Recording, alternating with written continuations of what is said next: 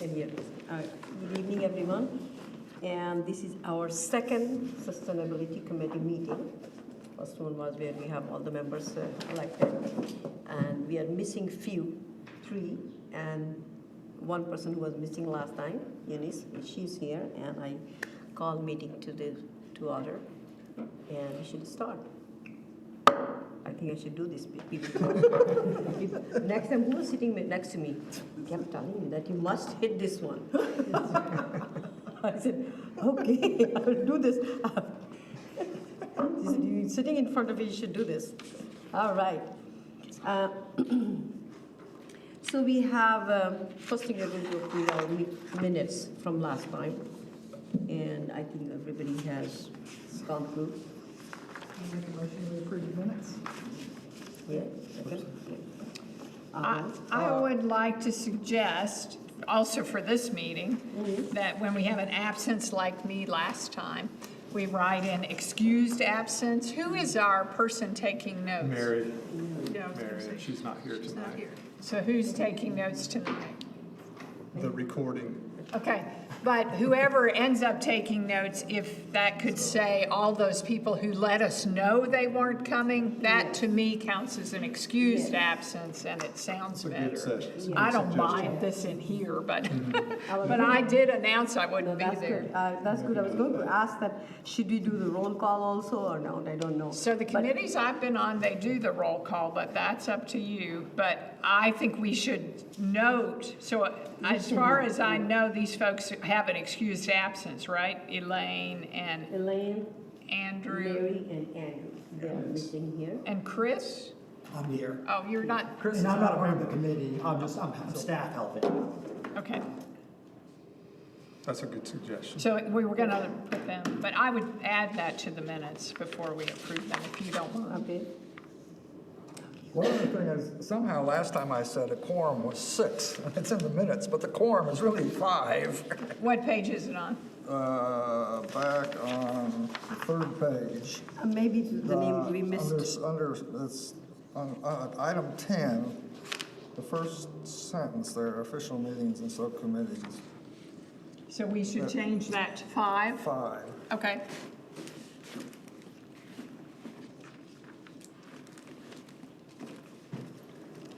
Thank you. Why did we think of 6? I said it, and I'm not sure why I said it. Maybe I thought there were 10 members. Okay. And so, And then the next sentence would be, while meetings with 4 or fewer can be conducted as subcommittees, which will include community members. So I would like to make the amendment. I amend that we accept the minutes as corrected Corrected with 6 to 5. and excused on absence. Second.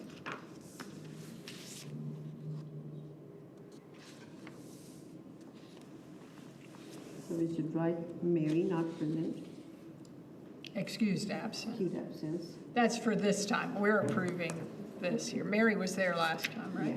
Yeah. So we don't have to do anything else with the minutes. Andrew? And Elaine.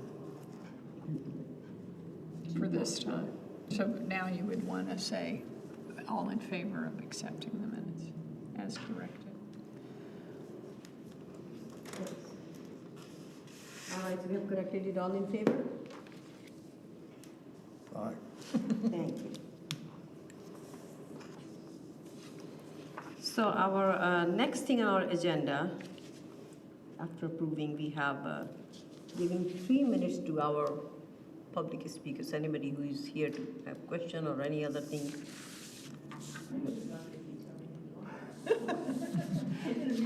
Well, actually, go ahead, introduce, I mean, this is for public, so anybody who's present here to ask question or anything from this board, go ahead. We have 3 minutes per person, per speaker limit, and then we have our speaker for this evening. But you were asking for us to introduce ourselves, correct? Oh, you are asking us to introduce? Yes, Oh, yes. I thought, okay. Do they have the agenda in their hand? No? No, we don't give it out to Yeah, It's, well, it's, it's Let's put it on Well, so the the city next, website. yeah, next, actually, yeah. Too much Next paper. page, yeah, I know, next page has A lot of paper. all the names. But anyway, we'll go ahead again and we'll introduce ourselves, starting I'm from. Tony Tidwell with the city of Clemson. I'm Eunice Langmacher. I live in Camelot on Kingsway. I'm Bob Fennell. I live on Skyview Drive, which is off of 93 area. I'm Rita Singh. I live on 112 Santee Trail, Calhoun Forest, that neighborhood off of 133. And lived in the city for 3 years? It's long. So I have seen this. Many of you probably were not here or something in that neighborhood. We are the oldest neighbor in that neighborhood. One of them, yeah. So that's how I ended up here. You can ask. I'm Nancy Spittler, and I live in the downtown neighborhood on Edgewood. And I'm Cindy Hecking. I'm literally the outlier because I live in Central, but I went to Clemson University and have loved the town ever since. Thank you.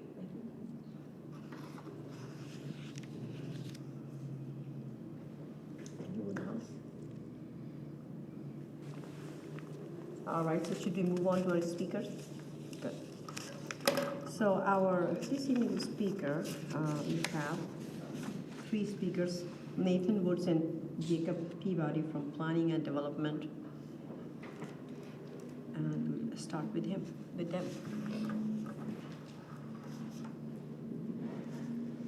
Hello, how you guys doing? I'm Jacob Peabody, the city's zoning official.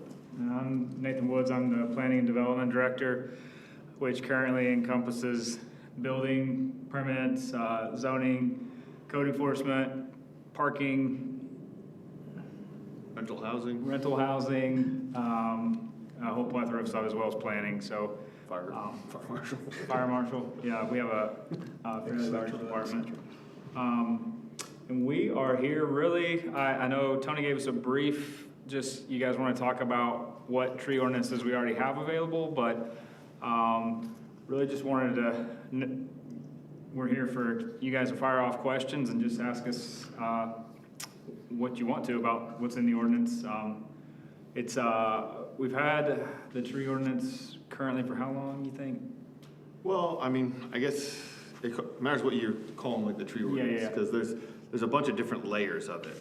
We've had different types of landscaping and tree requirements going back till the 90s, but the current iteration was probably done 5 years ago. I want to say that most of it was put in place around then. So you're just kind of starting to see a lot of the, we'll say the new changes come into effect. The biggest the newest one was the land development regulations.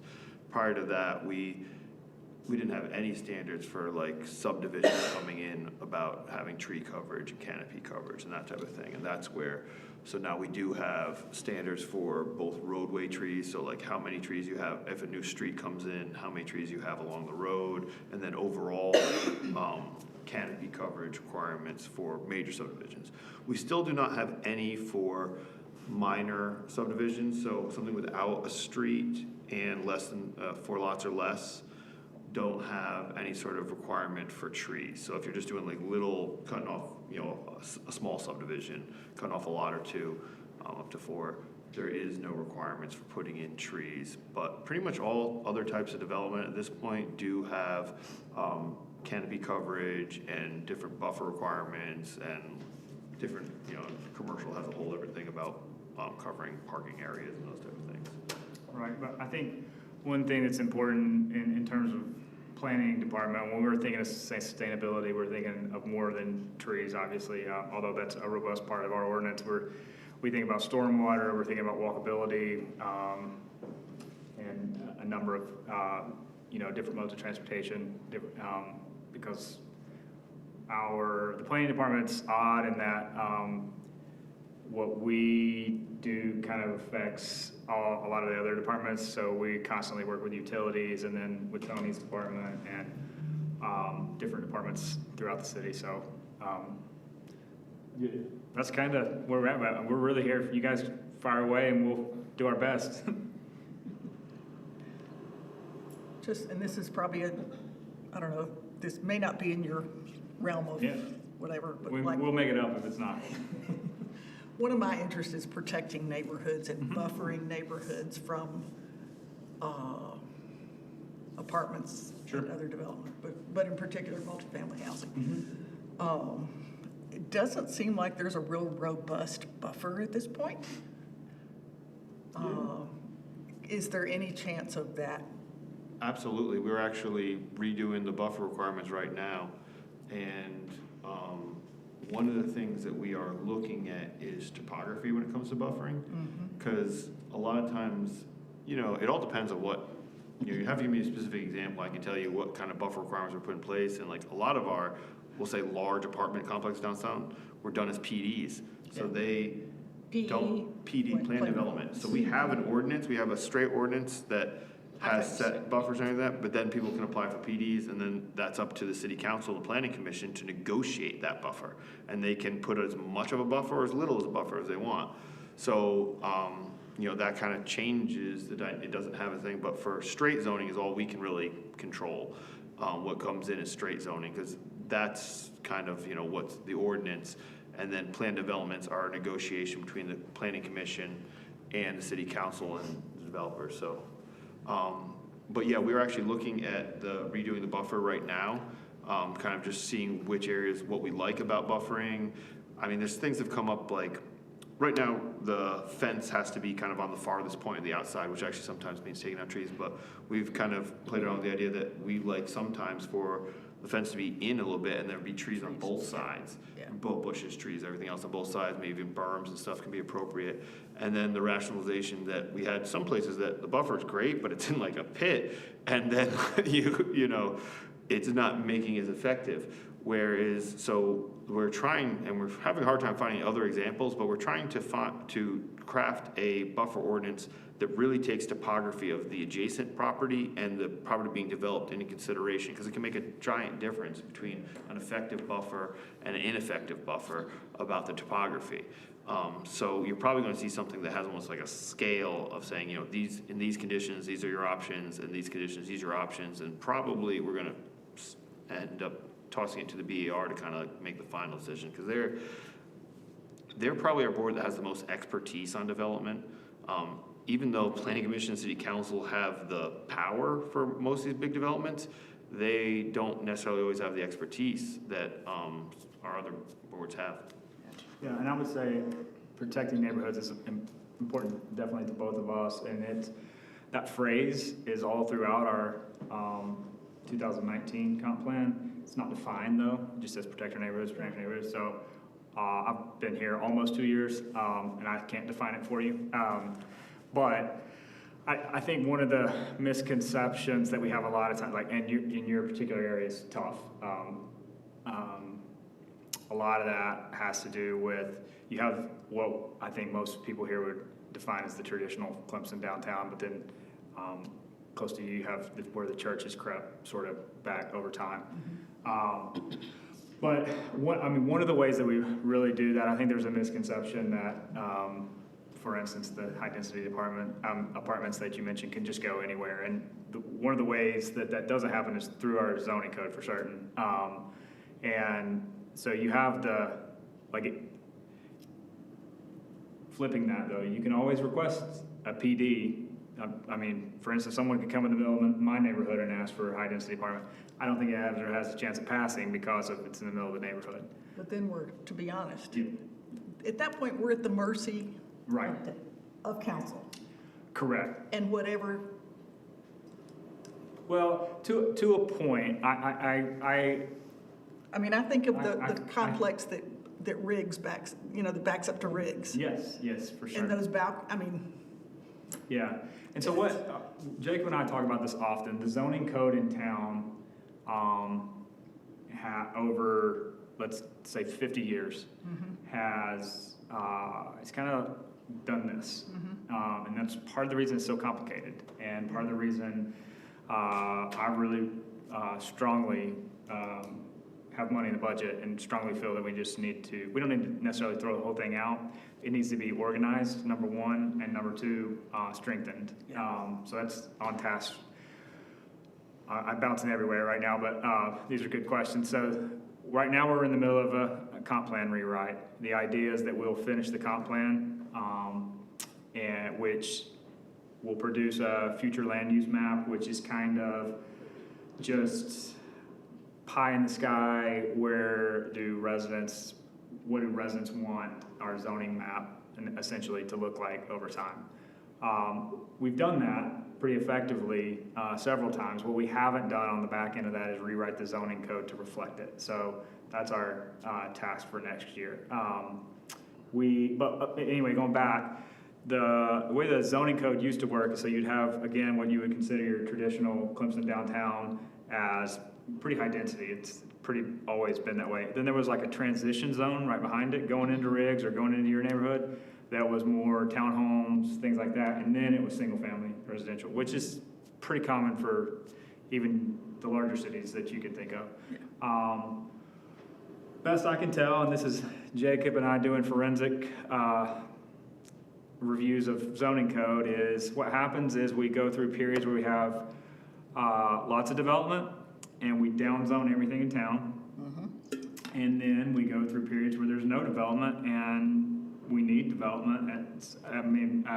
You get to a point where it's causing problems too, no development. Because it starts spreading to our outer edges and there's tax implications there. And so then what has happened is we upzone again properties to correct that. And then we get a development we don't like, and then we downzone again. And this cycle has repeated itself over and over again. And one of the best examples downtown with height, we've been 3, we've been 4, we've been 5, and now we're back at 4, I think. 3. Unless it's a planned development. where it Unless could be it's planned 7.5. development, and then it's up to Planning Commission Council. There's misinformation out there that sometimes that Jacob and I want different things. We don't want anything, we just want a number, and that's what we just enforce the code. So what you are saying, that you keep changing like all these codes and rules and regulations based on the demand of the time? Kind of, or market? It's sort of like, so, for example, Why is it complicated? You said something like it's kind of complicated. Why is it complicated? It's a great question, and that's one of our tasks is to simplify it for certain. I'm the first person to say this. I've said it. I'd like to go back because when I started serving on this committee, the reason was, I know I explained it and you were not here, Eunice, but I said that I live in Calhoun Forest neighborhood, and I live on Santee Trail. So Santee Trail is, the back of the Santee Trail is, there's a kind of, hilly area, and then there's a creek, and then my house. Lots of space between that thing. And you know that there's a whole neighborhood they're building. Suddenly one morning I'm listening all this noise from the machines and everything. I said, oh my God, they're cutting down all the trees. And I see these trees falling left and right. Fortunately, winter time I will be seeing all this fence when we lose all that leaves. But I have a hill in the back. But then if I go down on Catawba, one of the neighbor, Robbie Newton, his house, when he built his house, it was a whole nice, deep, wooded area and everything. And suddenly there are 4 or 5 houses built on that street. And his backyard is naked, completely naked. I mean, there's no privacy. So I said, why can't you, developers or whatever, just with my simple mind where, I'm living, I said, they could have definitely left some of the trees to leave his privacy or whatever. I mean, that's what his house was for. And many of the neighbors, they have naked backyard. So how come, is there any, you said that there's nothing much? No, there's very rare situations where you buffer between 2 single families. I mean, the thing is, he could have left trees on his property too. Why would it have to go to the new person that have to put the buffer on their property? If you're just doing single family. He had all those. I mean, obviously, some trees he had. Obviously, Right. not. Yeah. But it's not about the person and the house. It's about the look, and it's not about that his backyard is naked. It's not that. I mean, you cut down trees, and I see that my whole story was last week that I have this orphan bear because all the trees have been cut down. So we just in that neighborhood, that bear baby, I think he was a cub when he started in the spring. Now he's a little bigger. He's in everybody's backyard. He just destroyed my. It's not that I'm worried about the destruction he did to my bird feeder, but he just scared. He just without home, and it bothered me. So that they're cutting down all these trees, and I don't know. I mean, am I being too sensitive, or I don't know what? But I feel that You're not, and I think, so I'm gonna back way out, 30,000 feet. The Clemson is 7.5 square miles. With the annexation of the Grange, we're at like 8.3, that first phase of the Grange, 8.3 miles. I give this talk all the time, so I can rattle these off quick. We're 2 hours from Atlanta, which is 7 million people. We're 2 hours from Charlotte, which is 3 million people. We're the literal center of that, of 10 million people. We're centrally isolated. Centrally isolated, yes.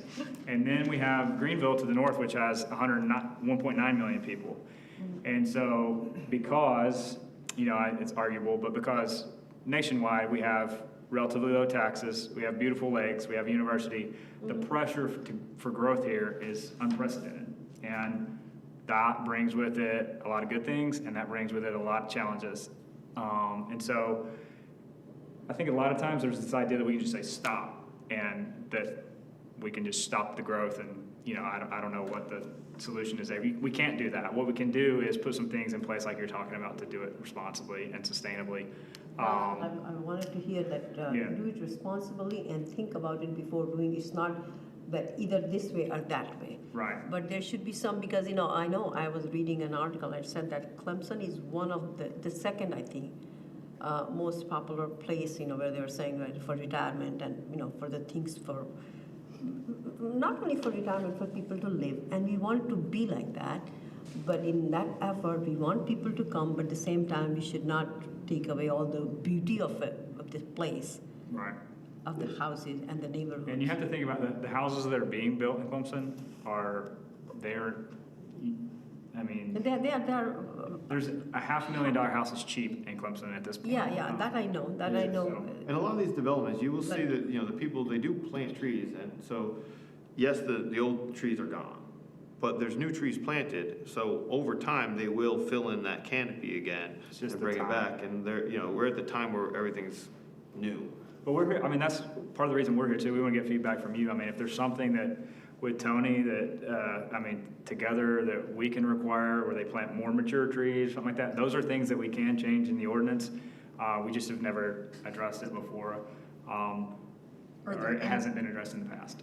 Are there any benefits to them of leaving more mature do we offer any incentives for them to leave more mature trees? Yes, we have something called a conservation subdivision, and we had our first one approved over on Rock Creek Road. Yep. And it allowed the developer to go smaller lots, more lots than they otherwise would, and put aside 40% of the property as open space. Yeah. So they didn't lose lots, so they basically come up with a yield plan saying, okay, under straight 20,000 square foot zoning, this is how many lots I can do. We'll allow them to go down to, I think it was like 7,000 square foot, and actually get, I think it was like 4 or 5 extra lots out of the deal. And if they put aside to open space, because I've been a planner for 20 years, every effort to protect trees on private lots is not successful if the property owner doesn't want them. Yeah. So where protecting trees is successful is open space and protected land. So we find,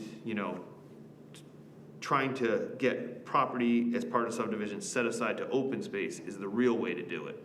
So it would be nice if, when the subdivision like the one you're talking about came in, if we had a strip of open space around the outside that was not these people's property. Because the second it's these people's property, they're gonna do what they want with it.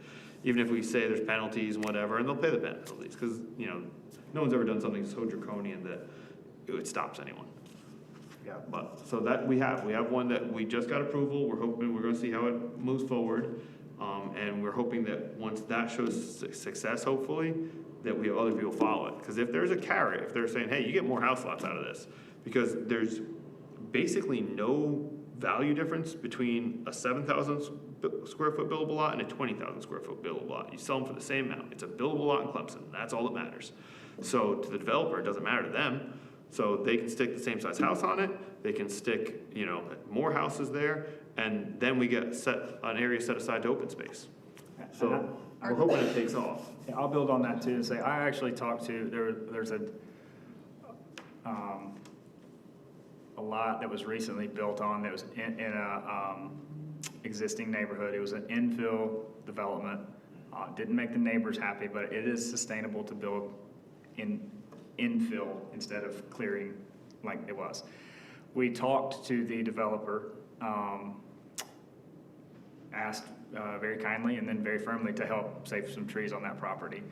And he did not, his goal was not to cut them down, and actually told us how much more expensive it was. Tony probably knows, but I didn't realize how expensive tree work was. I'm sure a lot of people know now. But it cost him several tens of thousands of dollars to remove these trees, but they had to be removed because of the grade of the property in order to build the house. But I think oftentimes when we talk to them, it's not that they want to necessarily remove them. It's just, like Jacob's saying, without an incentive for some sort of open space, the topography and, again, the lack of available lots in Clemson is, I mean, to find a lot in your neighborhood would be, I know of two at the very beginning, but it'd be almost impossible, you know, so. Yeah, we don't want to build anything there because we want to keep that entrance. Yeah, it's very, I know, I saw them online, that's the only reason I know they're. Yeah, so it belongs to one of the neighbor, and, you know, the HOA is planning to buy those lots, so I don't know. Oh, Well, wow. that neighbor did something very interesting. It was zoned RM3, which allows for townhouses, much higher development, actually apartments too. And he chose to downzone it to R20 to be single family only before he put it up for sale. Yeah, because he lives in the Because neighborhood. he lives in the neighborhood, but That's right, so yeah. just, you know, that's the thing that's another thing about that we enacted in our tree ordinance, I guess just bring up, is we actually do have a formal mechanism for protecting trees in single-family house lots. But the person has to opt into it and put it onto their deed, and we can then enforce it. We have a mechanism in place in the ordinance. We haven't had one person take advantage of this, Oh, that's interesting. not a single one. So we do have a tree protection ordinance in place, so if you So want we to need to protect put trees that- on your property, you can do it. And what's the incentive? There's none. There's zero. The It is only- incentive is that it- Your people who incentive sell is it you to protect can't. the tree. Yeah, the person who you sell it to can't do it, can't Plus, take down a particular It tree. stays with the deed at that point. It stays with the right? deed at that Cool. point. Okay. So we have this mechanism in place. Unfortunately, you know, people get to the point, I mean, this guy did put his money where his mouth is. He downzoned his own property and, you know, impressive. he did it, but that is uncommon for someone to, when it comes to, okay, it's time to sell it, I'm gonna reduce the value of my property. But, Right. you know, you can do, we have that mechanism in place. So if anyone's saying, hey, I want this, I love this tree in my yard so much, but I'm getting to the point where I'm gonna be retiring to the downs, and I wish they could save it, say, hey, we can help you with that. The city can Okay. help you with that. Yeah, I bet people don't have any idea that exists. Probably not. No, nobody knows this thing. I mean, I didn't know that. Well, help us get it out there. We had a whole public hearings on it, we tried to broadcast it, because Okay. We've talked about it, I mean, not since I've been here, again, Do almost. you have a link for that? Any kind of link so I can send it to in my neighborhood? HOA? Absolutely, I'll send it to Tony to send it out to the, Yeah, so then I'll send it to my it's neighborhood. right in our, it's right in It's the. pretty land robust too. I mean, I haven't seen, I will say it's well written. I haven't seen something that robust in a lot of other cities. So it was Okay, pretty so- forward thinking at All the right. time. Yeah. Yeah, we put that into place, what was that? 4 years ago or so, 5 years ago at this point? Yeah. There was a lot of pressure to get it passed, and then no one's taken advantage Oh, of it. So. no, so I mean, because it's not publicized, obviously, people, I mean, I didn't know that. I live in that neighborhood, and I didn't know that there's a huge tree, it fell this last, during a hurricane. Because what they had done, when they cut all the trees on that hill, on top of the hill, so this tree was kind of a standing alone, and when it's standing alone, it has a, you know, more chance of falling. And Friday morning when I opened the window, 7 o'clock, I saw, my God, what is this sound? I saw this, I heard the sound first, And then I saw the tree. I said, "Oh my God!" I told my husband, "It's our house. It's in the back of our house. It's all, fortunately, it's away from our house. Like it's over the creek. I mean, All right. Yeah, so that's it's sad. like that." And Nathan, I have another question from you. Yes, There's ma'am. another thing which had on my mind. So who is? I mean, you said that rental properties. So who is like kind of overlooks the people who own these rental properties in Clemson, and I am. you do. Mhm. So do you work with their management? Yep. Okay. So you're talking about the single-family houses for rent? No, not single family. I'm talking about all the rental properties in Clemson. Yeah, we, You talking about apartments? Yeah, apartments. Oh, yeah. apartments are not covered under the rental housing Okay, program. okay. No, that's what I heard. Yeah. Sorry. we, when I say I'm over, I'm talking about, single-family units Oh, that single are. family. So we have, a thing called the. rental- Townhouses and. Yeah, we have a thing called the rental housing program, and we inspect, basically single-family and a lot of townhome rentals every year to make sure they have fire alarms and fire extinguishers and handrails, and all the things they should have from a life safety standpoint. When you're talking about the larger complexes, I mean, yeah, we regulate them at some. Haggard properties and other. Yeah, I guess what is your concern, and I'll tell you who regulates. Well, I have a big concern, maybe I should not take that in this meeting, I don't know whether No, it's. that's fine, yep. See, there are lots of those University Place, Limans, and Tillman Place. Those are the three places where all the international students live. Mhm. And they are being scammed by their management very badly.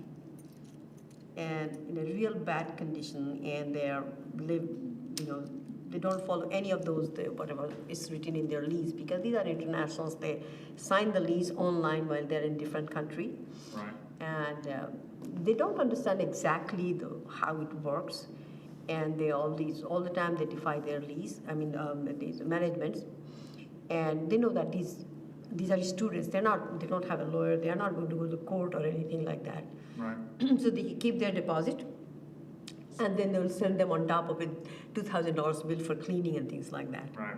And there is not one student, and then these students, they don't have money. They are international students. They take loan and they come here to study, and they don't have resources, and they know that they don't have any way of defending themselves or anything like that. There is a So certain level of minimum housing standards that we can help enforce, but as far as like scamming and stuff like that, It's just, It's so a nobody's over. I mean, there's it's, no. That's terrible. I was gonna say, but you venture into some civil territory that we can't, but Jacob's right, like, in terms of like, if there are real, like, building deficiencies, we can step in and say, hey, it has to be brought up to this Yeah, standard. we've come in for things like, we've had people finally call and say their AC hasn't worked all summer. We're like, well, Yeah, we can help you with that. that type of stuff. Faucets that don't work, Yeah. stoves that don't, like, we can step in there. But in terms of like lease agreements and stuff, it's different in the way the South Carolina law We've gone works. through a lot with like safety of steps and decks and things like that, like floors being unsafe. We can help with certain things. And just a point of order, it's an important topic, but it's really not Yeah, related to sorry. this committee. Yep. And all there right, were some I understand, additional but you questions. said Now you know rental who to talk property to. means I wanted to make sure that Yeah, and I'll give you. who is in charge of that. Yeah, Tony can give you my Okay. contact info. You can reach out to me anytime. With the All right. Conservation, sorry. Oh, No, that's okay, go ahead. Hey, Bob? Go ahead. I was just gonna ask, are there ordinances about air quality and noise control with Noise, this? yes. We do have noise ordinances in place, enforced by the police. There's kind of two different noise ordinances. There's construction timing, so during construction, and then there's just day-to-day noise. Two different things, really. And we do have ordinances in place for both. Our department handles the construction part of that, obviously, but if it's like music or something, that's more police. But air Air quality, is E EPA. we have one part where we get involved in.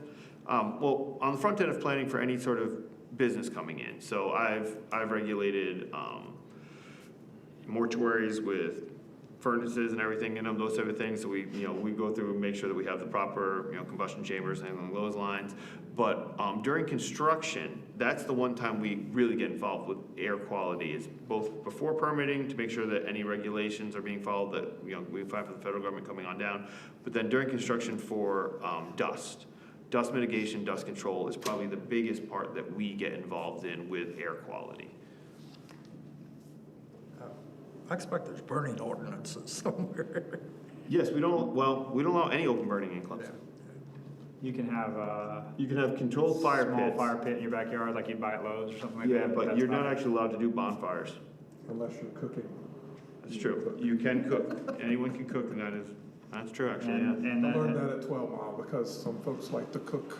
They like to make their own fire pit and cook. yeah, That's true. Roasting pigs. you'd be surprised. A goat or two's gotten roasted out there. Yeah. The conservation developments that you were talking Yes. about, are there like wildlife corridors built into those or anything like that? So how the process works is we first identify the areas of, I think it's described as scenic and natural significance. So they go through, so basically the area, the one that got approved was the stream. Basically around the stream and around what the area that had the least disturbance, basically, is what was put aside. So you have to go in front of the Board of Zoning Appeals to get a conservation subdivision, so the board has a lot of control. They can put any stipulations and conditions on it they want. It's not by right, it is by special exemption. So they have to go in front of the board, and we look at in both whether it's going to be scenic. So say it was like a rolling hill that everyone had like loved in town, we would have the opportunity to save that and say, hey, we don't have to, we'll give you houses all around it. But usually it's streams at this point that's been protected, just because those are considered the natural, wildlife corridors and whatnot. I mean, air quality is good. I mean, my phone says it's good air quality. I mean, that's Today, what, I read it all the time. So it's most of the time it's very good. Once in a while there's something going on only then, but most of the time it's pretty good. We had the situation last year where there were the wildfires in North Carolina. Yeah, well, and a little bit, yeah. Most of the time it's pretty good. Yeah, so most of the time There's I some read, weird I mean, things. I look at it in air quality, so it's, I was a city planner up in Rhode Island before I was one here, and we had these conditions on Block Island, this island off the coast, that we were having this really bad air quality, and it made no sense in the middle of the water. And they were able to trace it back to factories out in the Midwest of Chicago area that the air circulation was bringing in, and just when it hits the ocean, it would come across the U.S., and when it hit the ocean, it would just come down. And so the chemicals were so distinct, they were actually able to figure out what factories were getting them from that. So air quality is a tough one, not gonna lie. I'm not gonna. I'm proud of Clemson, at least, whenever it's a clear night, you can always see the sky, very clear sky, at least, everywhere from, in Clemson. So, I have a question, which is, I'm sure, not related to your work, but if you could tell me who's responsible. So the city of Clemson had a Green Ribbon Committee and passed a climate action plan. This is more than 10 years ago. Who keeps track of how far we are on those points and what got done and what's still left to be done? I'll have to get back to you on that. So that would be quite useful to our committee. They're sort of the grandfather of our committee, and the city council passed it. Green Ribbon Commission, is that what you Yeah, said? so Bob and I have that. I can email Yeah, it you to can email us. you. Anything you have on it would be helpful for us to Yeah. be able to track it down. Yeah, but I this- believe it's kind of gotten forgotten about. I don't know of. Well, any I entity. suspect a great deal of the things have been accomplished, like, improve the light bulbs in the city buildings, Oh, okay. right? So what I'm wondering is who's keeping track of it and what got done and what's left, which would still be our task. It's a lot around energy efficiency of Yeah. public assets like this building, right? If you guys can get us anything you have on it, we'll be able have to it, track, right? we'll be able to track down. So the Bob can document. email it to you. That'd be awesome. Yeah, my guess is a lot of that probably was folded into just our normal maintenance plans and stuff, but we But can it's- check. But my It's not understanding is, just I mean, that. that was an advisory plan, and nothing I've seen is, I can say that city council, Oh, okay. actually, in the minutes of city council, things were approved. Well, the reason I'm asking is we will be able at this committee to look into some of the grants from the Inflation Reduction Act, and some of those grants require that the city have a climate action plan, and we have one. Great. which gives us a check mark. Now, it's quite old. But if we can say we have one from this date and we've done these things and this committee's updating it, the cities that haven't done that yet are gonna have harder time getting that money. So I would personally prefer we call it a climate action plan because it helps us, but it might be so out of date that it's not useful. And if nobody's keeping track of it, maybe it's not a climate action plan, right? Yeah, but it'd be something, a starting point to Yeah. make a climate action plan, if nothing Yeah. else, so. Yeah, we can chase that down. Yeah, we get it. All right, so Bob will email it to you. I've got a Thank hard you. copy. Okay. All right, so we should, are we done asking questions? Yeah, if you maybe got anything else for us, I'm sure we could ask questions all night, but we got an Yeah, I agenda. know, But yeah. thank you both for no, coming. it's good to be here. We'll come back. You guys get, I know you're relatively new, but once you keep getting it, you got more questions, we're here to come back anytime. Yeah, now that you know who we are, feel Ah, free that to was- reach Also- out to us. Yeah. Thank you, it's very You can come see us important. anytime No. too, like I'm downstairs, you don't have to invite me to a commission meeting, you can come see me in my office anytime, absolutely. Great. And if we come see you during working hours, you don't have to come at 9. Yeah, That's exactly. true. No, it's good, thank you guys. Thank you. Thank Have a you nice so much. day. Thank you so much.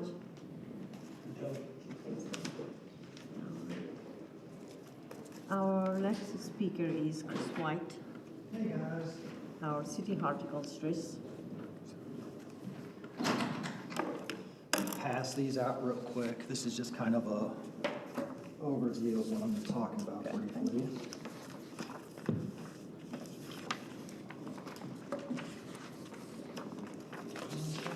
Thanks, sir. Well, thanks for having me, guys. My name's Chris White. I'm the city horticulturist, city arborist.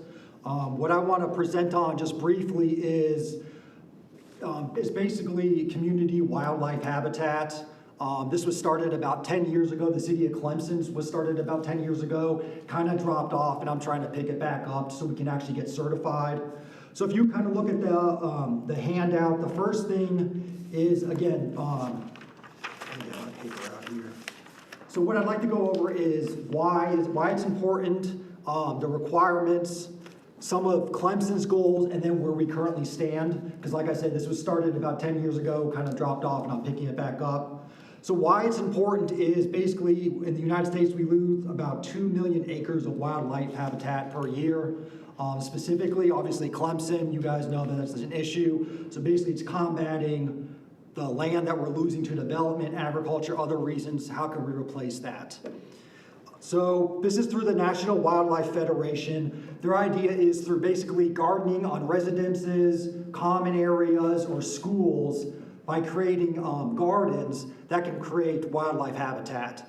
So they're basically saying for a wildlife habitat, let's say you're a homeowner and you wanted to have a wildlife habitat in your residence, you'd have to provide 4 things.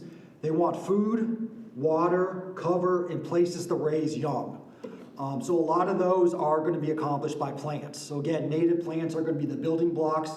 The National Wildlife Federation recommends if you're doing a native pollinator garden, it's about 70% native. But again, there's no set rules. The only rules are that you have these 4 requirements. A lot of the properties I've seen in Clemson already have these. An example how simple it is, it says water. Water could work if it's even like an indentation in your yard where it collects water. So a lot of these are, I would say, I feel confident in a lot of residents already meet these requirements. Another question that comes out a lot, is there a minimum area I have to dedicate? There's not. So it can literally be a garden bed, a flower bed can be a wildlife habitat. So where the city of Clemson stands, so it's based off our population. So the 2020 census has us at 17,500, I believe. So we're kind of in the range. If you want to look at this page, this basically shows how many certification points you have to have based off your population. So for Clemson, we'd be in that 15,000 to 20,000. So we need 200 certification points. So this is how it works. A residence is awarded 1 point. A common area is awarded 3 points. And then a school or a university area is awarded 5 points. I've looked at what we currently have, so we have all those represented. Clemson has a few. We have R.C. Edwards, I believe Daniels is registered. We have common areas that are registered. Clemson. Oh, I'm sorry, okay. When was my? Clemson Elementary and the Montessori. Yeah, you're right. So yeah, the Clemson Elementary, so R.C. Edwards is not in there. They do have it listed on the list though. So they have it listed, so for whatever reason, it's listed as R.C. Edwards, a Cynthia Heekin. They have it as a Nature Center Education Center. They listed 2016. So right now it is qualified from the city of Clemson. So probably that Clemson probably should go to that point, and then after that is probably Central. No, Daniel is also in Clemson. So Edwards and Daniel are not in Clemson. Yeah, in Denver. Yeah, so they must have, whatever they did, they must have just done from proximity, it was close enough. They have in the address, like I said, it's registered through Clemson. So I don't know, I know it's not officially in Clemson, but stuff like that is registered. University has places registered. This is online, and I can get you guys a copy of this. So this basically just shows everyone that's signed up to date. And again, this represents about 10 years of stuff it's picked up recently with us trying to do this. So like I said, we went over why it's important, the 4 requirements.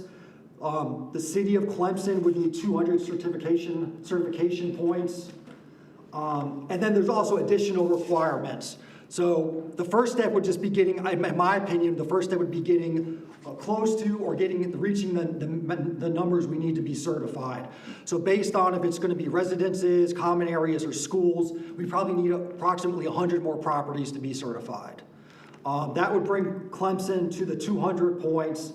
And then there's a whole second part. If you guys, it should be on the back page. So this first page explains the certification points. And then this back page, which I envision kind of being the second part of this process, is there's registration goals, education goals, outreach goals, and I believe there's one more, administration goals. So right now, the only thing I've put in for is we have 5 of the 20 administration goals. So as you can see, we still need 140 points from these 4 categories. A lot of this, I was thinking if you guys wanted to take this and run with it, a lot of this can be done with the committee. And some of it's simple. Some of it's literally just putting out, like I got those 5 points, we sent out a social media blurb, and we got 5 points.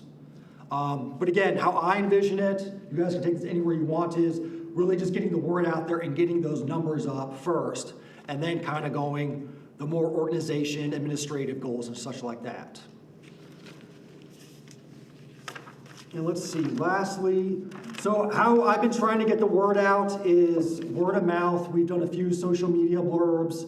I've come to a few people's houses, and then we've also recently, the National Wildlife Federation has these where we print them out, so it's just brochures, but it's pretty nice. It has a QR code, so if you scan it, it takes you right to the certification page.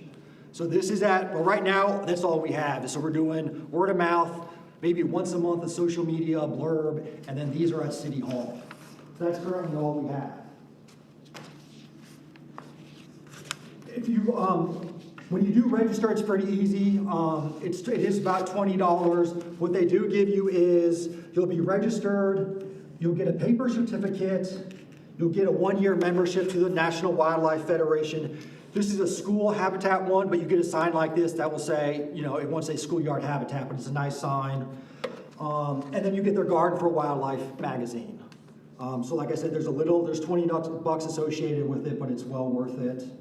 And then just closing thoughts is right now, so for our standing, we have 40 habitats in the city of Clemson that total 62 points. So again, we need a total of 200 points. So again, approximately, give or take, about 100 residences / schools, common areas. And then again, registration are the only goals we have, and we only have 5 of the 20. So we still have 140 of 150 additional requirements to meet. And then lastly, I just found this, the National Wildlife Federation is doing a free webinar on October 29th, and I posted the link there. But it's a case study. They have 2 cities where they did rebates. If you, at your residence, you had climate resilient landscaping. So they're going to be talking about how they successfully set up those rebates for those 2 cities. So that's October 29th. I believe it's at 4 o'clock. And all the information's down there. Rebate meaning the city gets money? I believe I haven't done it, but all they listed as a rebate, I believe this homeowner actually gets some type of rebate, like an energy savings rebate. So what kind of like, give us an example. I'm not sure what the description says is basically homeowners that were showing, there must be some type of criteria that's showing that your landscape is climate change resilient is the word they used, and then they're offering you some type of rebate. Climate change resilient. Resistance, or resilience, that's the wording they use. So I'm interested to see it too. I thought it would kind of be, if anything, it shows how cities are at least implementing some sort of rebate for environmental, benefits. Okay. Can you come back to us later and tell us what you've learned in case I sure can, yes. one of us don't go? Yes, no, I will definitely be there and I'll be taking notes. So Great. I'll report back to you guys next meeting. Appreciate that. Uh-huh. Yeah, so what I'm asking you to, how do you really, I'm like, this is new information to me, living in Clemson, but I still know all this information which is available. Where do you advertise these things? Where do you put these kind of information so general public, people, residents in Clemson, they would know about it? Like, That's obviously a really good question. That's kind of where we're struggling right now. It's, like I said, a lot of the properties meet the requirements. From talking to people, there's a desire. So to be honest, I'm kind of confused where the disconnect is too. I think what we need to do, at least if I was going to do this on my own, I think there needs to be, I know a lot of departments have like events. What I've been trying to do is kind of latch onto other departments' events and pass some information on. But then even I was thinking, like, for example, one of these activities is, like they would, at a park, you would have the community come in, you'd have like a pruning workshop, or you would have like a plant ID workshop, and then while you're doing that, you'd also pass on this information.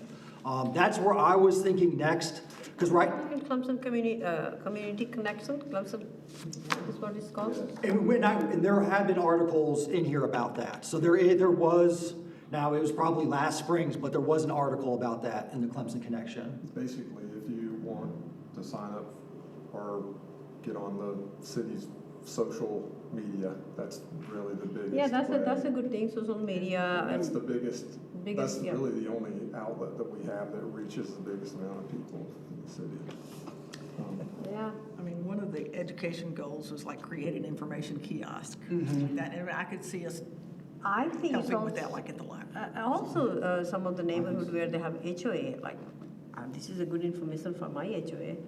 Well, so the kiosks exist for the Green Crescent Trail already, so building new kiosks I'd be opposed to, but adding, and they'll be redoing those signs as the Green Crescent Trail grows, Yeah, and they're all over the city and in Central. So I would encourage you to speak with the Green Crescent Trail leadership. That's Chad Carson right now, I think, and Heidi Williams. And just see when their next plan is to redo, we've built some trail, so they'll be redoing the signs, and then you could just have a little section of the sign, right? Or add a sign below it. Have you seen the kiosk? I have, yes, I know what you're talking So, about. I mean, that'd be low, but Yeah, no, I think that's a good idea. let's not spend money on new kiosks. I wasn't thinking of a freestanding kiosk as much as like a display at the library. Oh, yeah, that It's one of the too. kind of things. Yeah, But but I mean, the nice thing about the Green Crescent kiosks is that they're on a trail already, right? Like the one in the bridge. I'd be interested in a brochure. I'm pretty sure my neighborhood, my yard would, does anybody else want a brochure? I brought 15, so if anyone needs some. So Do you have the- I don't live in a big neighborhood. Do HOAs have meetings? Yes, some do. Yes. And notably, very few people live in neighborhoods with HOAs. Yeah. And people who live in neighborhoods with HOAs, like me, most people don't come to the neighborhood meetings. Sure. Right? So the whole question of why don't people know about Clemson things, most people who live in Clemson don't even know there are meetings beyond city council, that there's a planning Yeah. commission, much less a sustainability commission, Do you much have less a Facebook electronic page. copy of this thing? I'm sorry? Do you have an electronic copy? I do, I'll email it to you guys. Email it to you so I can send it to my HOA, because my HOA is pretty active. It's a small neighborhood, we have 48 houses, so it's pretty active. I was president for 3 years, and It makes you work hard. I mean, I've certified my house already. So, I mean, I know how to do it. I'm happy to go talk to Oh, that would HOAs be nice. if anybody wants me to That do would be that. nice, so you can be a connected person and they come and talk to them. Yeah, I we certified do lots of mine people. Yeah, years I'll ago. suggest my, HOA president that anybody who's interested, because this is important information, I did not know about it. And the funny enough, the only reason I even found out about this is I was working there, there's a house right outside Earl Anderson Park that has a big sign that I was curious about the sign, and that's how I found out about all this, so. And that was the previous owner, the Amrics, who Was it? lived there, didn't do it. The Who's the previous previous owner. owner? I lived there, and they Oh, really? were, I don't live in that lot, but I Yeah. live in that neighborhood, and they were like totally no spray. They were all natural, Really? and so they did it. But they've left, but the neighbors kept it, so yeah. I- But that's another thing, it can be someplace, I think the more we do it, the more people will just hear about it, and just kind of just word of mouth type stuff. But yeah, I'm all ears. Yeah, I think approaching neighborhoods, finding the right contact and just going to our neighbors, it's doable. Yeah, letting It's people know doable. about, yeah, well, definitely it's a good information to know and spread. So I think we could add this to old business as a thing to talk about further. I don't know that we'll have time tonight. Yeah. But let's add it to our old business for the next meeting and see how we want to go with this. But thank you so Okay, much sounds for like a plan, coming, guys. very helpful. Appreciate it. At this point, we'll just try to spread the news with the neighborhood and people. Thanks again, Chris. All right, so now our next item is action items. Because we have only 30 minutes left. Action items, set term limits for each committee member. Committee members can either choose their own term limits or draw. Just so you know, I don't have any straws because I figured you guys would want to set your own term limits. And you may not want to do that with several people missing. Yeah. But Well, I think it's reasonable to say that the people that are here can choose first, so. Well, and Elaine had said she wanted to be a one-year person, so Okay, that's- so let's write down 1 year free lane. Does anybody here have a preference? It's 1, 2, or 3 years? I think if you know what you want, I think you can have it. Also free, How many are supposed to be with each? We All right, want so we a have third three- of each, We have right? 3 3-years, Okay. we have 3 2-years, and 3 1-years. So does anybody know you're in I'll go for? with 1 year right now. Uh-oh, How's that? those Right are now, so going we can change. fast. Yeah, yeah. Well, I mean, you can, You can be reappointed. yeah, I mean, you can do, I'm assuming you can do 2 terms if you choose, if you, When your term is up in 1 year, then it will go to council whether they put you back on the board Okay. or pick someone else. Does anybody want 3 years? I would like to go in the middle, 2, because by the time I understand everything, it will be 1 year. And when I'm ready to, that's what happens, you go to a place to visit, and by the time, you get acclimatized with the weather and everything you know about it, then it's time to leave. So Well, I don't know. I'm willing to do 3 years, given, I mean, who knows? I'm open. I'm open to that. How I'll about keep it you? open 3. Mary? Cindy. Cindy? Yeah, and I just noticed they had my name wrong on the minutes, and I didn't even catch it, because I skipped that part. But that's okay. That's what you will fix it. That's my maiden name. I'll just, What is your last name, Cindy? Hecking, Hekking. How about we amend the minutes to correct that? Yeah. What would you prefer, Cindy? One, Oh, two, my actual name would be great. I mean, the number of years. Oh, yeah. I really don't have a big feeling either way. All right, well, let's do 3 then. All right, Bob, what do you want? Put mine also for 3, if everybody is doing 3, so by the time I Okay. learn everything. All right, so that's all. Bob, the if you want threes. 3, I'll step down. What do you want? I'll be 2. All right, Bob is 2. So that means Mary and who's left? Andrew, Andrew. what year is Andrew at Clemson? Yeah, that's what I was wondering. I'm not Students sure. may have limited See if I He's- know. Mary's a availability. student also. Yeah. He's final, I think he's He's a senior? He's a senior, yeah. But so- Mary's a local resident. Yeah. Yeah. Yeah. Well, no, Mary lives, I think she lives in Anderson. Why don't I see Andrew on? No, she has to be a resident to be on Andrew's this next to committee. She works for Yeah. Clemson University. Yeah, so maybe Yeah. do Well, she teaches Andrew. classes too. Yeah, so she lives in Anderson, but she works for Clemson and she takes classes, so she's. So how about we do Andrew 1 year and Mary 2 years, and Tony, he's got a job, so you have no term. So we can cross out Tony and Okay, so- Chris, right? So let's write it down, so. So Nancy and Andrew are one, and Elaine are 1 year. 2 years are Mary and Bob, and 3 years are Rita and Cindy and me. So we're missing a 2? Well, we only have 8 people. Oh, okay, that's right, We have okay. We have only one five. more member who hasn't been appointed yet. Well, I can say from experience of being on many committees that there's always people who quit for various reasons, such as moving out of town. So these, there'll be seats opening for various reasons. But what we wanted to avoid was everybody is done after next year. We have to start with a whole new committee. We want to stagger the departures.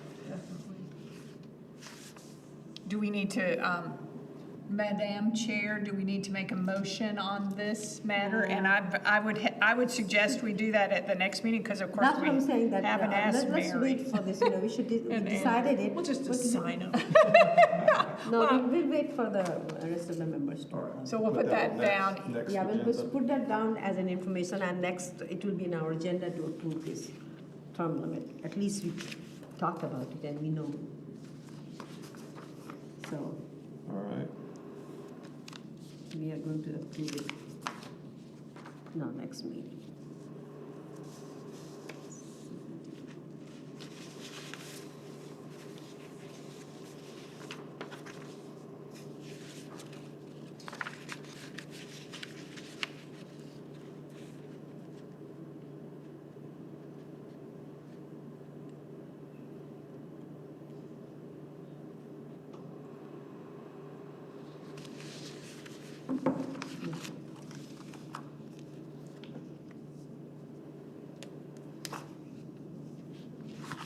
All right.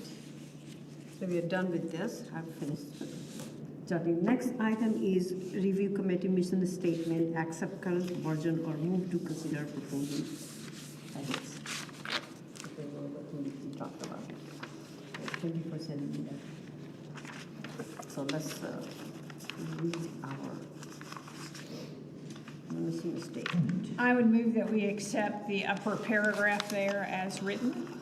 Yeah, it looks really good. Yeah. Second. Okay. The purpose of the Sustainability Committee is to make recommendation to City Council regarding natural resources and to promote awareness of sustainable practice within the community. The committee will also bring together different perspectives and expertise to ensure the sustainability initiatives are responsive to the community's needs and concerns. So, how is this? Anything you'd like to add? Any discussion? Any discussion, anything? I think that's pretty thorough. Yeah, it's very broad, Yeah. which is good. It's broad, but it's also maybe you should also think about it, that maybe do we need to add some more things so we can accommodate some of these commissions which we are considering? My position is no, because Yeah, sustainability practices covers everything. Yeah, that's why I like it broad, that way it So covers everything. Yeah. Okay, And if we wanted to add something later, it Yeah, would we can probably add- still fall under that umbrella. all right, yeah. So this is very basic, giving every information. All right, so one job is done. So I we need to vote. I did wonder about adding something, whether it's called bylaws or operating, delineating more our duties and responsibilities. Right, but that wouldn't be a mission statement. No, it's not a mission Right, statement. so I That would will be like our to work. call the question on the mission statement, that we vote on it. All right, so it's okay with everybody? Should we call? All right? Yes? Yes. Take it. Make it? Great. Approved? Everything could be so easy. Yes. We have to make life easy. It's already there, so many things complicated, like handling cell phone and other things. It gets very complicated. And so let's make some of the things very easy. Where humans are involved, we can just stop and get it over.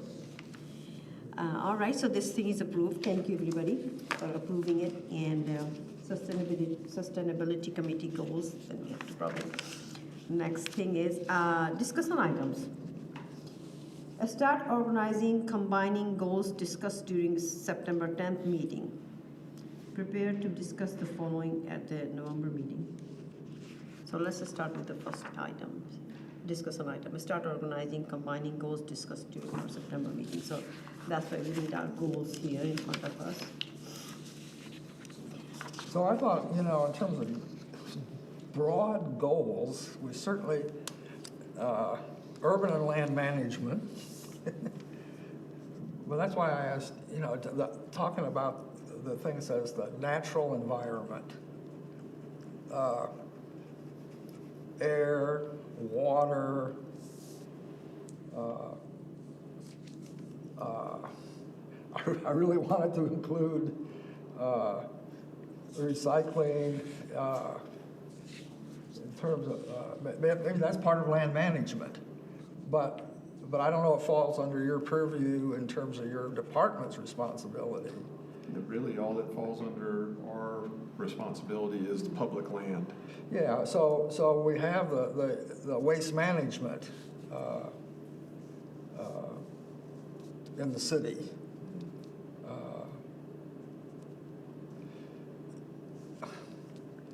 So I was just thinking each of these things, if they fit under one of these broad categories that we would focus on, we'd have these broad categories and then different things would, Yeah, I'm with you on that. I think the number of things the sustainability committee could work on is almost infinite, and having maybe 5 categories as well as having some priorities. So we want to do these 20 things, but we want to do 2 this year, 2 next year, 2 next year. Or this thing takes 10 years, this thing takes 2 years. Yeah, I was trying to clump them together too. Can somebody tell me what risk and safety was meant? I was wondering that myself. Not a clue. I'm sorry, Not a clue. anybody remember? What was the risk and safety? Somebody's got a list.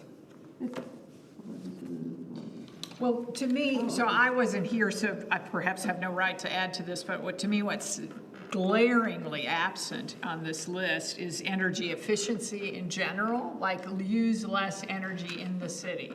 So that's all public buildings, all houses, all cars, right?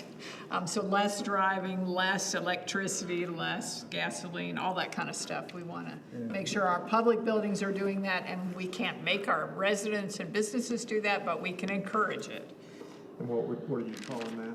I don't know. Well, There was clean energy Clean energy. initiatives. And there's Yeah, which alternative- is kind of like, solar and wind, but for example, since we were chatting about it earlier, just turning your air condition 1 degree warmer in the winter and your heat 1 degree lower in the, you know what I mean. Yeah. By 1 degree is vastly money saving to homeowners, businesses, and the city, right? And costs no infrastructure. There's no building that has to happen, right? Just bring a sweater, right? So those kinds of initiatives as a first thing, in the first couple of years, and then long-term energy efficiency is, do we want to put solar on a city building? If so, which? Do we want to help our residents put up solar? But that's long-term and super expensive, right? Or have shades on south-facing windows, right? So I'm not saying we discuss all of that, but I think one broad category is energy efficiency. Well, and if you look at energy efficiency, then say which ones of these things we have fit under there. Right, Right. like- I mean, you have car charging stations, you have so alternative that's what we were talking, transportation. I was going to talk Clean about energy next, but initiatives. car charging, Yeah. we discussed about car charging stations, and there was a gentleman here. John, who talked- right. Yeah, John, Friend and of he mine, talked yeah. about it, and this was one of the things on our agenda when I discussed with Tony, and there's a grant possibility. Several. Thinking about, yeah, several grant Several. possibilities. So that's one of the action item. That's one of the solid action item where we can really put an effort. Those things, other things like, you said that lowering your heating and cooling. I mean, as a house owner, we always do that. When you pay your bill, do you feel that, okay, no, we are not going to, let's not use AC. Like, I still use, if it's not so humid at night, I never turn on my AC. I usually turn on my windows. I sleep upstairs, so cross window ventilation I do, and I don't. So those kind of things we all do. I mean, as a residents, homeowners, we try to probably. I think what we're talking about here is, could we make 5 goals under which all of these fall? And I think many of us are interested in the plants and biodiversity and wildlife and so on. So what's a heading for that all of that would follow? Natural resources. Natural resources, it's not a goal, so say more, a verb. Preserving our natural resources. There we go. Preserving natural resources, perfect. We have that in our agenda that we are we worked on it, that there were some overlapping goals which we are going to combine with the committee. Remember, Tony, and you? You're right. Am I missing it somewhere? Well, several of them are in here, preserving and promoting wildlife habitat Yeah, start corridors, but organizing that's and- kind of too specific. So preserving natural resources, promoting energy efficiency, decreasing waste seems obvious to me. Is that too Or just weird? waste reduction? Waste reduction? Well, are you going to Because parallel waste, and do the verbs in the, yeah, that's a good question, but composting citywide is under waste reduction. Yeah. Alternative transportation or public transportation, that's waste reduction on some level, right? and Do we energy want- efficiency? Do we want to put grants as its own separate category, or that's, Hopefully there's It falls grants under- and yeah, everything. well, that's just on the list, so we'll just leave that as, I think awareness somehow is gonna, some of these things are gonna fall in the area of awareness. Well, because there's one on community engagement. But Well, maybe all of them too. so let's start a second list. So there's a second list that says grants, which can be in every category, and awareness, which can be in every yeah, category, 'cause right? that's, yeah, because that's, So it's not just that we're gonna, obviously we don't have a budget, so we're not gonna put up solar everywhere, right? But we can encourage people to do that, right? So, I mean, simple things, in my neighborhood, 3 or 4 people have solar. We can create visits to those homes, right? Like, were you without power? Well, you wouldn't have been if you'd had solar. Come visit Andrew's house, right? He has solar, right? But there are some practical difficulties too, as you know, that's Rod's bread and butter. Well, I know But the there's thing- and I don't have- difficulties, but I'm saying, we did that in my neighborhood. We let everybody visit the home that had solar, Yeah, right? but- And that encourages everybody to think Yeah, about it, and it costs no money, because that person has already put solar on, right? The visit. Yeah, no, that is to visiting. So what happens when a person like, in my house, have no solar, nothing. And I always complain to him that, hey, we are, I mean, I say that, look at you, I don't even have, you have on campus charging stations. He has put all the charging stations on campus. You know that umbrella behind I know. Yeah, but the thing is that, he said that, no, we have too many trees. So now look at it, what we are talking about it. Okay? He said you have to cut down those trees because then we have too many trees and we will not be able to get. So those are practical, technical difficulties, and here we are clashing. well, that's true. I mean, you're not going to be able to put solar on every single house. No, That's right. yeah. But It's a balance. the people who, but you could, it's still good to People know look at about the- it, yeah. and learn about it, Well, and talk to other this people. is awareness and grants, Yeah. right? Right? And solar is awareness and grants, right? So there's this separate list of how are we doing this, through grants, through community awareness. So what are our 5 categories? It doesn't have to be 5. Preserve natural resources, promote energy efficiency, and then do we want waste reduction, or do we want to turn the verb around? But is there anything on this list that doesn't fit in one of those 4 categories? just the grants, but like you said, that goes in every category. I hope so. And community engagement goes in every I hope category. so. Those could be goals. Community engagement, let's put that down in that list. But what about those 4 things? Preserve natural resources, promote energy efficiency, and waste reduction. Is there something where none of these fit in? No, I've got them all in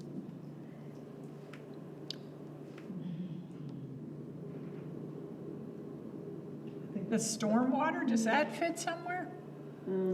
That's under natural resources. there. Yeah, water's a natural resource. True. Okay. And the pollinators fits there? Under preserving Yeah. natural resources, yeah. Yeah, for sure. And this transportation stuff, y'all feel like the charging station, the transportation fits? Under energy efficiency, sure.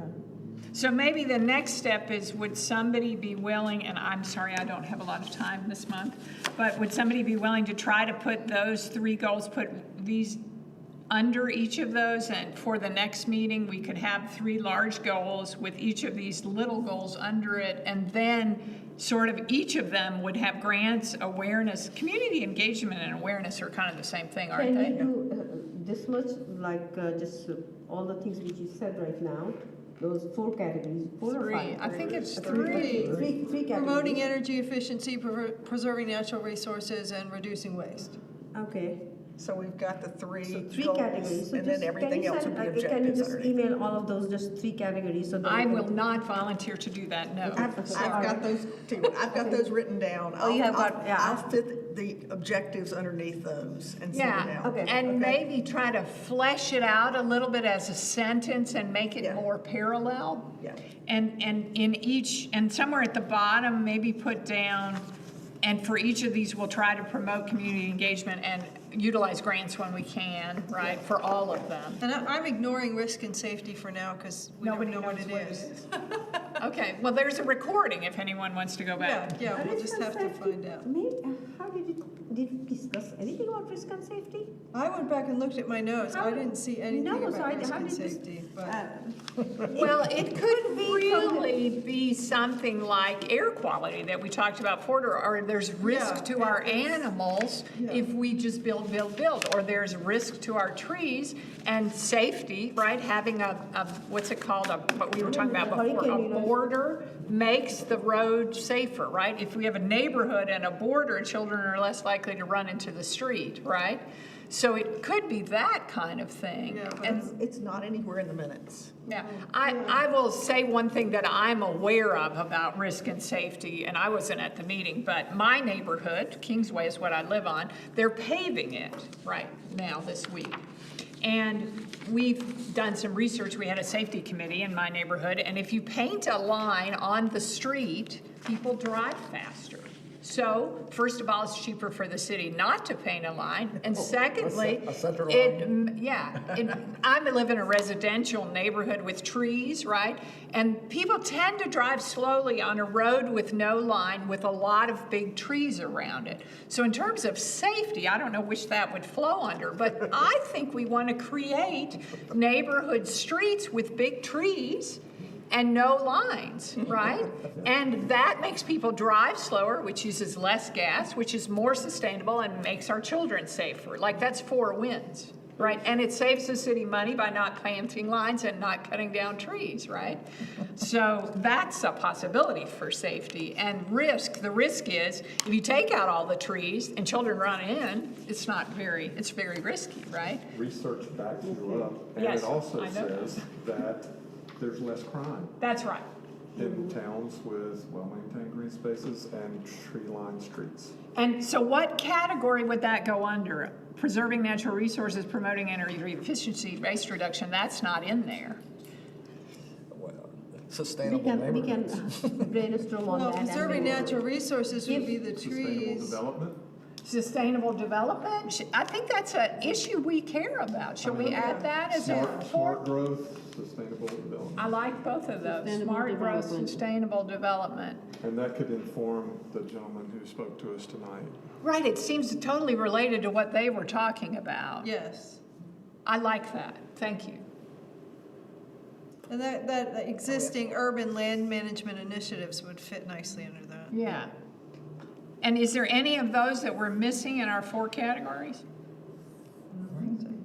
Well, that's really awesome, Nancy, that you'll do it. I'm sorry, but I just absolutely don't have the time right now for various reasons.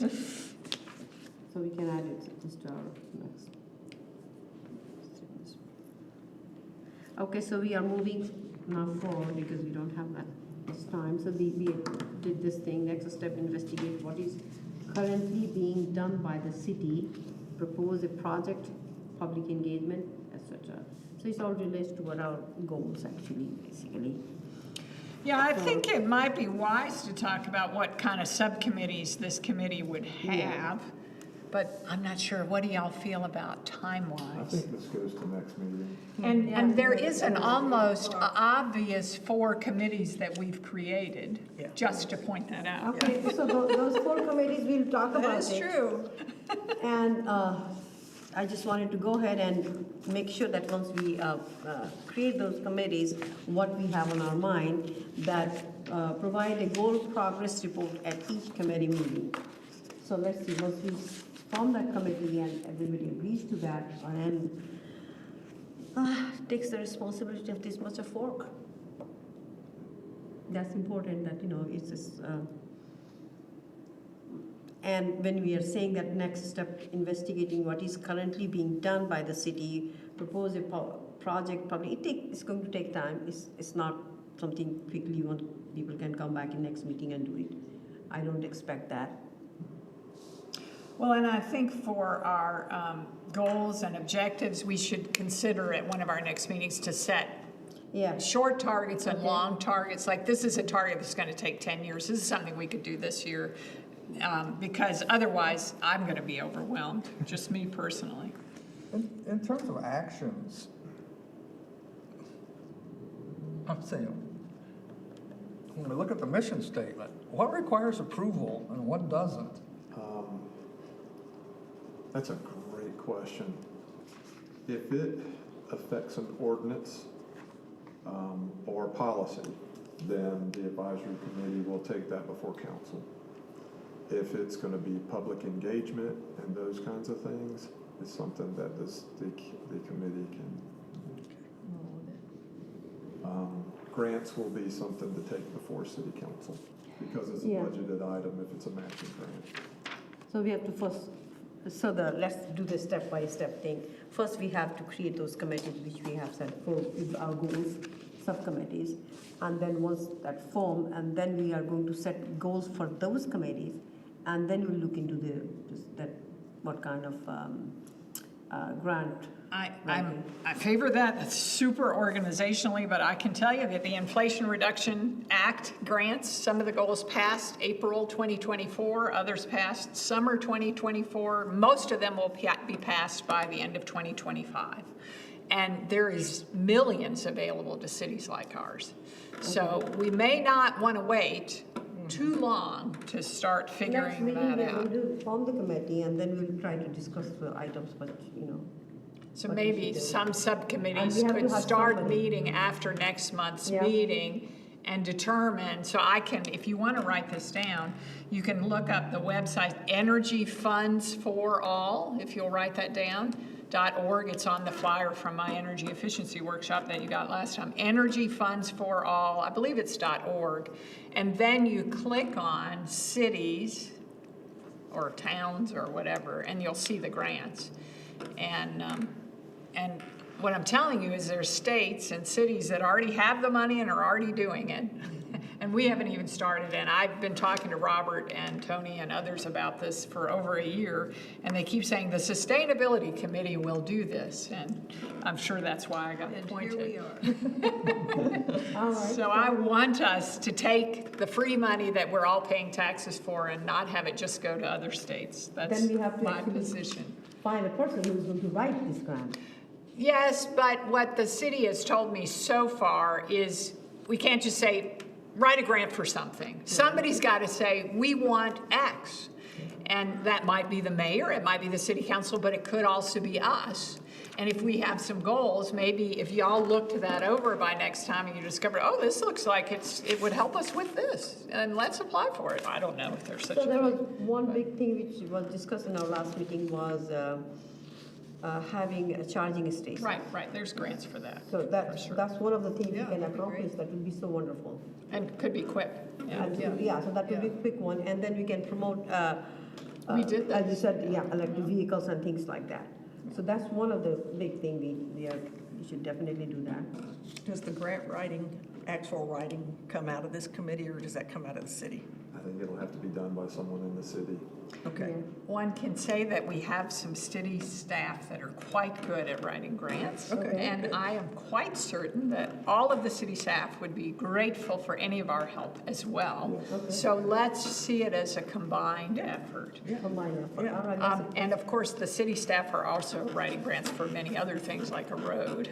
Yeah, I mean, it's not like they have vast amounts of spare time, but yeah. Nobody's going to let that money go back. But we could look Go at to the waste. requirements and make sure we have pulled together all the information they'll need. Well, and there's grants that our city doesn't need, right? What does our city need? That's kind of more our task. Where do we want to, maybe there's something specifically for stuff we talked about tonight. Remember, that's the one which I had in my mind, the charging station, and,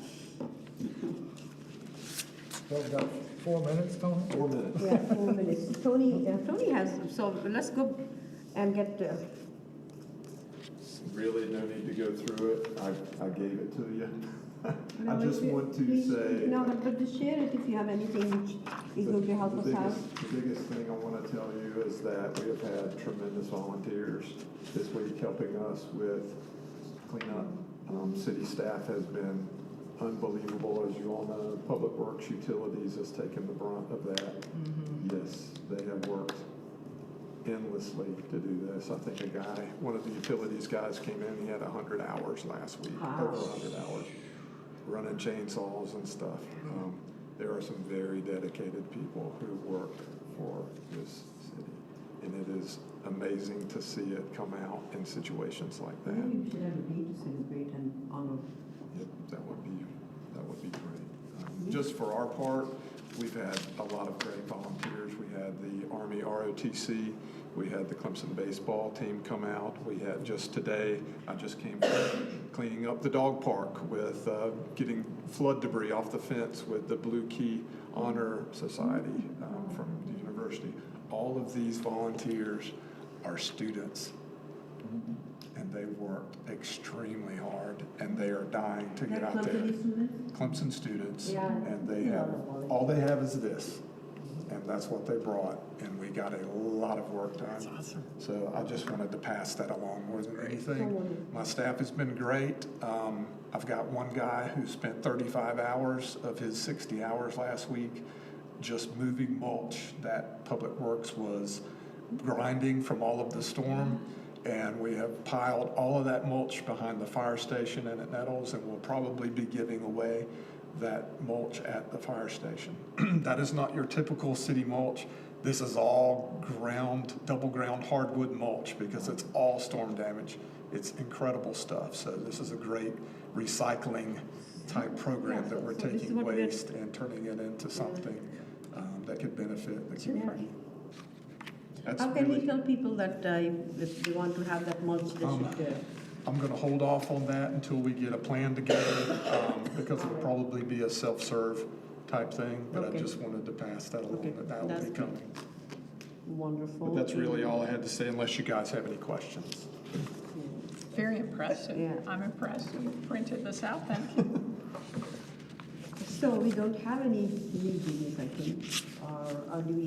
One more thing related to your report is the city of Clemson has a website somewhere that you can write in thank you notes to the utility workers. I did that. So anybody who wants to, who's watching this, you can go to, do you know where to find it? The City of Clemson website. Yeah, and there's a link to thank all the people have done all this work. And you can just write them a note online. You better believe that matters. It really does. Yeah. Because a lot of times, these guys just hear complaints. and for them to hear some praise and some kudos, it really goes a long way. So each of us should certainly do that, but anybody listening, please go to the city website and find that link and make a note. That's really great, whoever started that, I was impressed. To dishonor them. Yeah. Maybe you should think about it. For a day or something like somewhere in some park, just honoring them and Yes. thanking them with some kind I'm of. going to talk about that next time Yeah, and come next up time with we'll a definitely proposal. talk about it and we can think about it. Do we have the date for the next meeting? Is somebody, that should always be in the minutes at the end? The 13th, November 13th. You said, second, We're going to try for the second Wednesday of each month. So November 13th. And the next meeting, we have Jerry Kearns from Cat Bus coming to speak with us. There was some questions about Cat Bus and moving from battery buses to natural gas. He's going to come talk to us about that and how Cat Bus operates through grants. It's amazing. And then the following meeting, we have Chad Carson from the Great Crescent Trail coming. I wish we have buses in the neighborhoods too, because if I have a bus in the neighborhood, my husband would never take a car to the campus. I had to talk to about it. Ken, is there a way to send a copy of the recording to our missing committee members? Is that something we could do? It'll be posted on YouTube, so I can send the link to that recording. That, I think, would be helpful to me if I missed the meeting, that somebody sent me that, so that I'd have a reminder. And if, so, yeah.